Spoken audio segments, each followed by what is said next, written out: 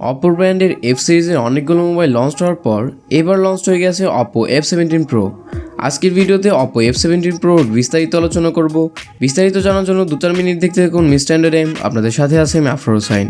আর হ্যাঁ, আপনি যদি আমার চ্যানেলে নতুন দর্শক হয়ে থাকেন আমার চ্যানেলটিকে সাবস্ক্রাইব করতে ভুলবেন না এবং পাশে থাকা বেল আইকনটি ক্লিক করুন আমাদের লেটেস্ট ভিডিওগুলো সবার আগে পাওয়ার জন্য। সো দেরি না করে চলুন শুরু করা যাক।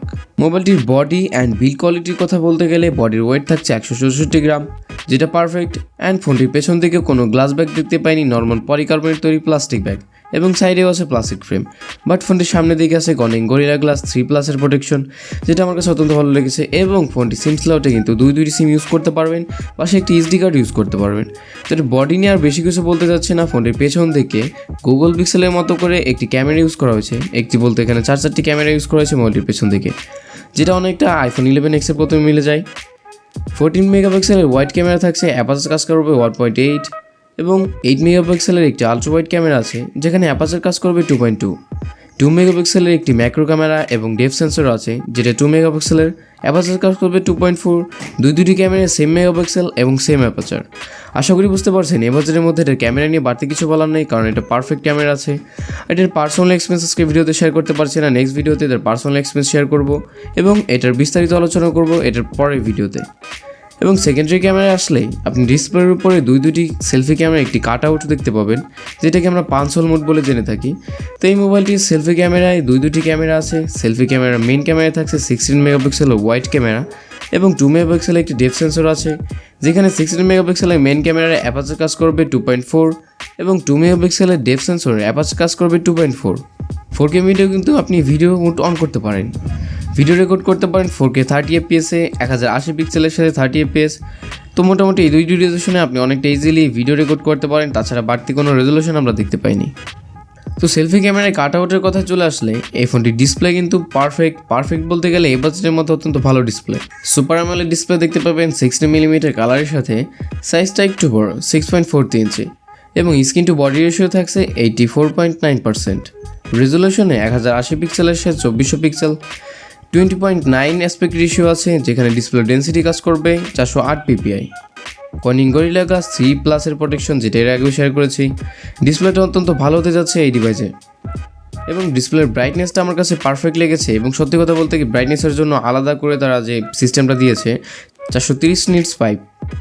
এবং মোবাইলটির অপারেটিং সিস্টেম অর্থাৎ প্ল্যাটফর্মে আসলে অ্যান্ড্রয়েড অপারেটিং সিস্টেমে অ্যান্ড্রয়েড 10.0 দেখতে পেয়েছি কিউ ভার্সন, যেটা 2020 সালের একটি জনপ্রিয় ভার্সন। কালার ওয়েস থাকছে 7.2। আমরা মোটামুটি ভিভোতে যে ধরনের সিস্টেম দেখতে পাই এই মোবাইলটিতে সেম সিস্টেম আছে, বাট চিপসেটটা একটু আলাদা। মিডিয়াটেকের হিলিও P95 দেখতে পেয়েছি। ফ্ল্যাগশিপ ডিভাইসের মধ্যে 30,000 টাকার মধ্যে যে মোবাইলগুলো এসে থাকে সেখানে আমরা বেশিরভাগই কোয়ালকমের স্ন্যাপড্রাগন প্রসেসরটা দেখতে পাই, বাট এখানে কিন্তু মিডিয়াটেকও বর্তমানে ফ্ল্যাগশিপ লেভেলের প্রসেসর দিয়ে থাকে, যেখানে চিপসেটে আমরা মিডিয়াটেকের প্রসেসর দেখতে পেয়েছি হিলিও P95 এবং মোবাইলটি ট্রানজিস্টর থাকছে 12 nanometre. সিপিইউতে ওয়াক্টা-কোর 2x2.2 GHz Cortex A75 এবং সাথে থাকছে 6x2.0 GHz Cortex A55, যেটাকে পারফেক্ট না বলার কোনো কারণই নেই, কারণ এই মোবাইলের মধ্যে যে প্রসেসরটি ইউজ করা হয়েছে এই বাজেটের মধ্যে সেটা একদম পারফেক্ট।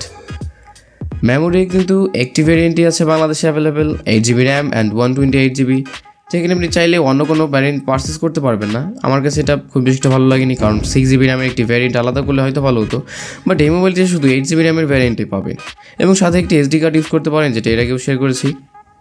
এবং সবশেষে বাদ থাকলো এই ফোনটির ব্যাটারিতে 4015 এর একটি লিথিয়াম পলিমার ব্যাটারি ইউজ করা হয়েছে, বাট ফাস্ট চার্জিং সিস্টেমটা কিন্তু দারুণ। 30 ওয়াটের ফাস্ট চার্জিং সিস্টেম দিয়েছে এই মোবাইলটিতে। 50 মিনিটের মধ্যে কিন্তু আপনি আপনার মোবাইলটাকে ফুল চার্জ করে নিতে পারবেন, যেখানে 53 মিনিট বলা হয়েছে, অর্থাৎ 0 থেকে 100% চার্জ করার জন্য আপনার কাছ থেকে মোবাইলটি 53 মিনিট সময় নেবে এবং 30 মিনিটের মধ্যে কিন্তু আপনি মোবাইলটাকে 50% চার্জ করতে পারেন। তো মোবাইলটির ব্যাটারিও আমার কাছে পারফেক্ট লেগেছে। সব কথা শেয়ার করতে গেলে ওভারলি আপনি কিন্তু মোবাইলটিকে পারচেস করতে পারেন, কোনো সন্দেহ নেই। এই বাজেটের মধ্যে আপনি মোবাইলটি পারচেস করলে খুব বেশি একটা লস হবে না। তারপর এটার পার্সোনাল এক্সপেন্সে আরও ডিটেলসে শেয়ার করার চেষ্টা করব। তো এই ছিল আমাদের আজকের ভিডিও। আমাদের ভিডিওটি ভালো লেগে থাকলে একটি লাইক করবেন, আপনার ফ্রেন্ডের সাথে অবশ্যই শেয়ার করবেন। তো দেখা হচ্ছে পরবর্তী ভিডিওতে, ততক্ষণের জন্য good bye, till then take care, tata.